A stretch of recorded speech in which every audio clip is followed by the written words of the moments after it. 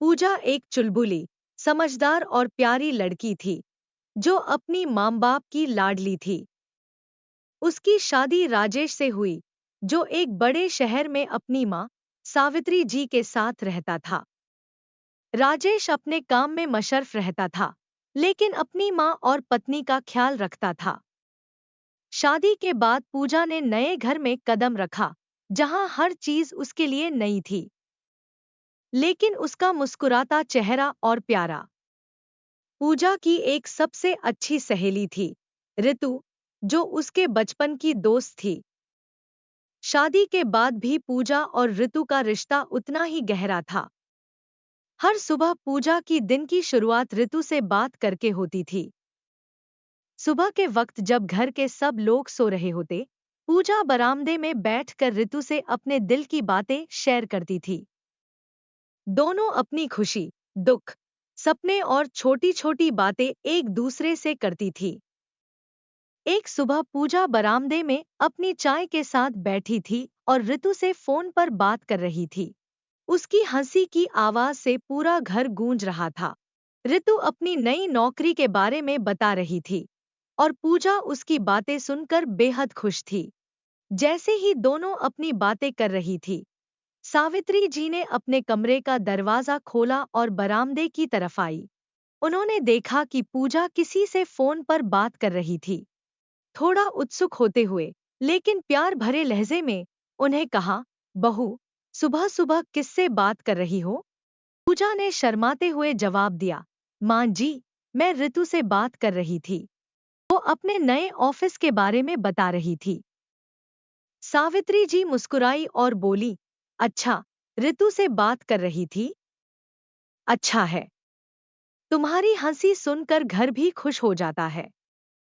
पर बेटा, सुबह का वक्त काम का होता है। थोड़े घर के काम।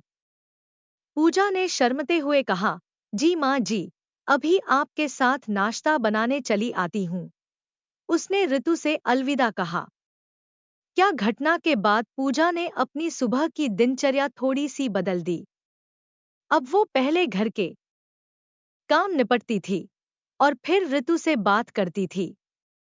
सावित्री जी ने भी पूजा की समझदारी और सुलझे हुए व्यवहार को देखा और अपने मन में उसकी तारीफ की। धीरे धीरे दोनों के बीच एक दिन सावित्री जी ने पूजा से कहा, बहू, मुझे तुम्हारी ऋतु के बारे में सूरज कर अच्छा लगता है। क्या तुम उसे इस्तेमाल करती हो? पूजा खुशी से झूमी और ऋतु को घर बुलाने की तैयारी शुरू कर दी।